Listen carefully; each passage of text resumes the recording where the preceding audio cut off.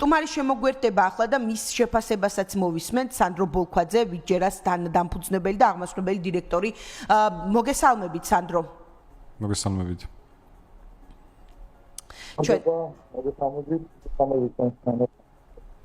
დიდი მადლობა თქვენი დროისთვის უპირველეს ყოვლისა და მოდი თქვენი შეფასება როგორი არის საბოლოო ჯამში რა სახითაც ჩამოყალიბდა ეს საგადასახადო შეღავათები რამდენად არის ეს პროცესი სწორედ მიმართული იმისკენ რომ სტარტაპებისთვის შეიქმნას დამატებითი სტიმულები მოკლედ ბაზარზე განვითარების და შემდგომ გაძლიერების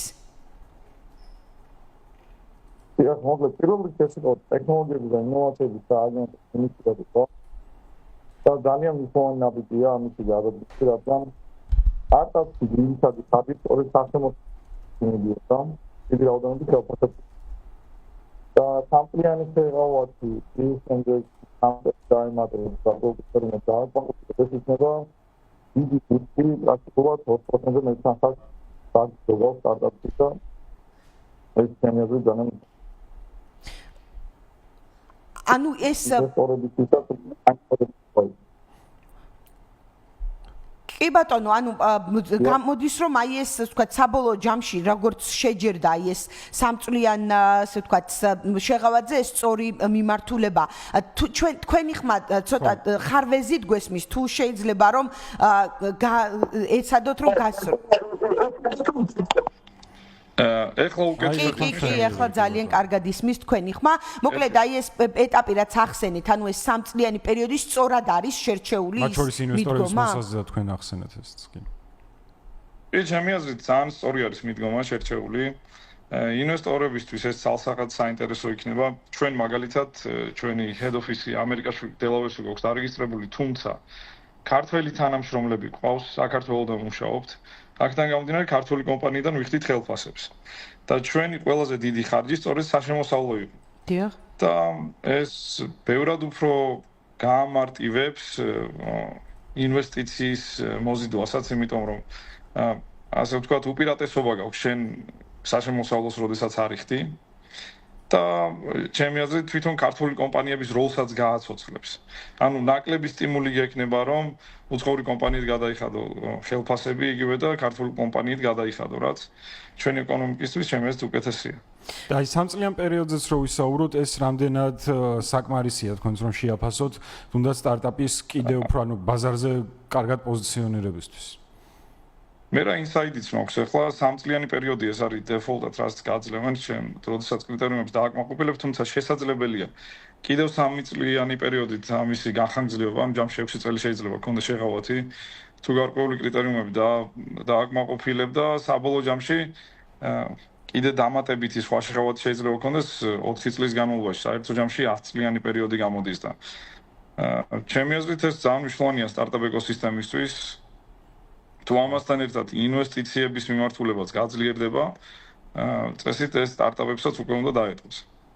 და გარდა თქვათ ადგილობრივი სტარტაპების, აი თქვენ ახსენეთ რომ თქვათ აი ეს მიდგომა რომ შესაძლოა უცხოური საერთაშორისო კომპანიის მხრიდან მოხდეს რაღაც ხარჯებზე კონცენტრირება, ეს ხომ არ მოიზიდავს სხვა სტარტაპებსაც აი ესეთი საშეღავათო სისტემა, არა მხოლოდ ქვეყნის შიგნით, არამედ მის ფარგლებს გარეთ.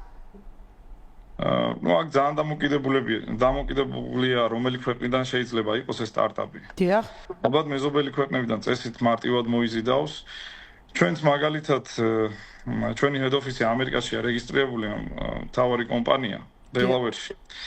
და ქართულ კომპანიას ვიყენებთ ხელფასები რომ გადავიხადოთ, რადგან ქართველი თანამშრომლები ყავს. ანუ 100% ყველა თანამშრომელი ქართველია ჩვენთან. დიახ. და აი ჰოლდინგის პრინციპით შეიძლება გაიხსნას კომპანიები და შემდეგ ზუსტად ეს შეღავათი იყოს გამოყენებული და საერთო ჯამში მაინც ჩემი აზრით ეს სტიმულს მისცემს კომპანიებს რომ ქართველი თანამშრომლები აიყვანონ საშემოსავლო არ გადაიხადონ და ბევრად გაიაფრონ დეველოპმენტის პროცესი რაც სტარტაპში ერთ-ერთი ყველაზე დიდი ხარჯია ჩვენს შემთხვევაში ყველაზე დიდი ხარჯია მაგალითად კი ბატონო პრაქტიკულად საშემოსავლოში მიდის უმეტესობათან კი ბატონო აი ბატონო სანდრო როდესაც უყურებთ ერთის მხრივ ამ დამატებითი სტიმულების ასე ვთქვათ გამოშვებას რომელიც სექტემბრიდან სალომემ აღნიშნა იქნება მეორეს მხრივ რომ შევხედოთ ზოგადად ეკოსისტემა სტარტაპ ეკოსისტემა საქართველოში თქვენ როგორ უყურებთ ამ მიმართულებას თუნდაც ბოლო წლების პროცესების ტენდენციაც რო ავიღოთ, რამდენად სტარტაპ ეკოსისტემა ვითარდება გულისხმობს იმას, რომ უფრო მეტი ადამიანია დაინტერესებული რაღაცა ინოვაციაში შექმნას, ეს არის ერთი ნაწილი, მეორე ნაწილი თუნდაც R&D მიმართულებით, რამდენი იწყებენ თუ არა ფიქრს, ანუ კულტურა და შემდგომში უკვე განვითარება. ეს პროცესი როგორ მიმდინარეობს, რამდენად სწორი ვექტორით მივდივართ. ეკოსისტემა ცალსახად ვითარდება. რასაც ხედავ, რომ ყოველი ახალი სტარტაპი ბევრად უფრო უკეთესია ვიდრე წინა, ეს გამოცდილებების ერთმანეთში ზიარდება სტარტაპერებს მიერ და რაც საშუალებას გაძლევს, რომ უფრო უკეთესად დაიწყოს სტარტაპი. ეს ძალიან მნიშვნელოვანი პროცესია. ძალიან ბევრი ლექსია ტარდება, თვითონ ტექნოლოგიების და ინოვაციების სააგენტოც ამ პროგრამებს მოკლედ არწყვეტს. და მაგალითად რეგიონალური პროგრამები არის ძალიან მნიშვნელოვანი, სადაც დავინახე, რომ იგივე რეგიონებიდან, მაგალითად სვანეთში, რაჭაში ძალიან საინტერესო ახალგაზრდები არიან, რომლებმაც ძალიან საინტერესო სტარტაპები შექმნეს, ანუ ვითარდება ცალსახად, უკეთესდება. თუმცა ერთი პრობლემა მაინც გვაქვს, ჩვენ არ გვაქვს დიდი success case-ი ქართული სტარტაპის. ანუ არ არსებობს ჯერჯერობით ქართული unicorn-ი, რაც ყურადღებას მოიზიდავდა უკვე სხვილი VC ფანდების და ასე ვთქვათ, რაღაცა მიზიდულობის წერტილს გააჩენდა. ჩემი აზრით, ეს არის ყველაზე მნიშვნელოვანი ნაწილი, რაც ახლა ჩვენ გვაკლია და რაც არის მისაღწევი. რომ რეალურად ქართული დიდი კომპანია შეიქმნას. აი, აქ ფინანსებზე თქმა შეიძლება იყოს პრობლემა, რის გამოც ამ დიდ მასშტაბის პროექტს ვერ ვახორციელებს, თუ რა შეიძლება იყოს ამის მიზეზი. ფინანსებზე წლობა ნაწილობრივ ჩემი აზრით უბრალოდ დროის ფაქტორიც არის. ყველაზე მარტივად unicorn-ები, აი მაგალითად ისრაელში 20 წელს პანდემიის პერიოდში 51 unicorn-ი შეიქმნა. თუმცა ზომით ჩვენ ხელა ქვეყანა დაახლოებით. ეს ხდება იმის გამო, რომ კონტაქტები არის საჭირო მსხვილ ფონდებთან. და ამას რო ჭირდება, რომ შეიქმნას, რადგან რაღაცა დაფინანსების შემდეგ საქართველოში დაფინანსების მოპოვა შეუძლებელია უკვე, მაგალითად, შემდეგ რაუნდებში, სადაც უკვე $5 მილიონი ზევით ჭირდება დაფინანსება. ეს სარისკო კაპიტალის კულტურა არის. და ჩვენთან ნაკლებად არის განვითარებული. ძალიან დიდი როლი ითამაშა ჯიტას საგრანტო პროგრამამ საქართველოში. ასევე 500-საც დიდი როლი აქვს, თუმცა რაოდენობით დაფინანსება საკმარისი არ არის, რომ სტარტაპ ეკოსისტემა ჩქარა გაიზარდოს და თუმცა ანუ ბევრი საინტერესო რაღაცა ჩვენთან ხდება. მაგალითად იგივე მედიალაბის იდეადრომი ესეთი პატარა დაფინანსება არის, თუმცა ძალიან კარგად ასწავლის სტარტაპს როგორ გავიდეს დიდ მასშტაბებზე. ამიტომ ჩემი აზრით ეს მიიღწევა რაღაცა პერიოდში, უბრალოდ დრო სჭირდება ამას.